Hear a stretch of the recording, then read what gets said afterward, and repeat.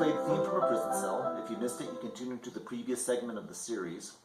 And yeah, it was supposed to be the theme song for a movie, but I also wanted to use musical ideas from other parts of the movie score so that the theme would actually be more of an overture. You know, introducing some of the other key music from the storyline. And something occurred to me as I played it for you. There's this recurring section that goes like this.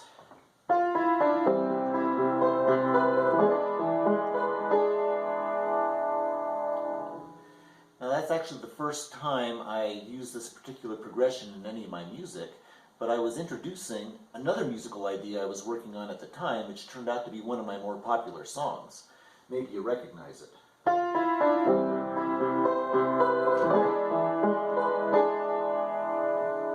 It's the root to major third progression that I use in one guitar. Do you hear it? There's one guitar. It's basically the same chord change, which reminded me that I was originally developing one guitar as part of that movie soundtrack. In fact, like most of those soundtrack pieces, one guitar was almost on the Man That You Never Knew album. If I would have needed one more song to fill out the album, one guitar probably would have been there. The album was released in 1991, and one guitar was released as a single a little bit later in '92. I'd kind of forgotten about it until just now. But funny story, a while back my youngest son Dylan came running to me saying, "Dad, did you know there's another song called One Guitar?" And I said, "No, I didn't know that. Who does it?"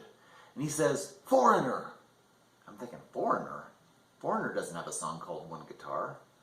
But they do have a prominent line in Jukebox Hero that goes something like, "He had one guitar, blew him away, saw stars in his eyes, and the very next day," something like that.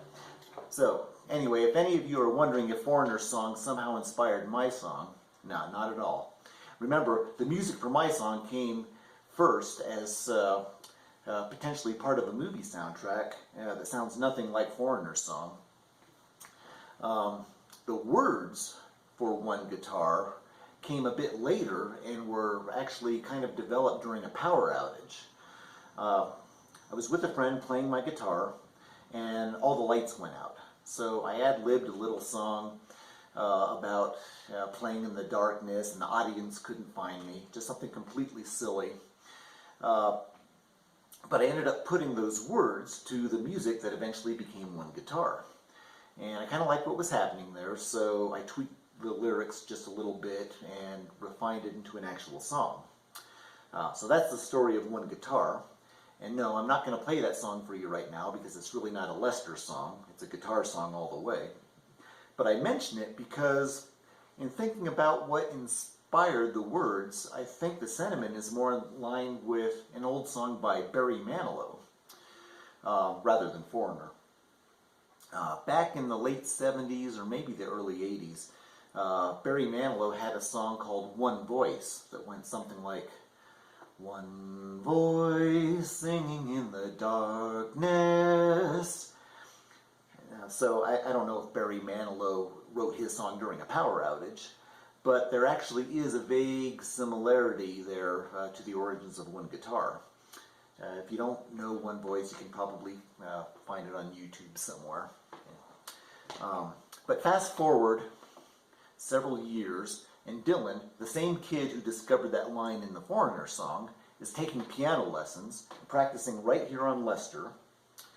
And one of his favorite songs at the time was, I swear I'm not making this up, One Voice by Barry Manilow.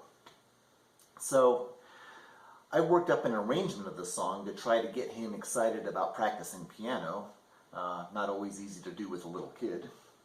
And recently, I found the music I put together for him. I was cleaning out the piano bench. It was right in there. I don't know if you can see it. But anyway, this arrangement was developed on Lester, so I thought I'd play it for you now.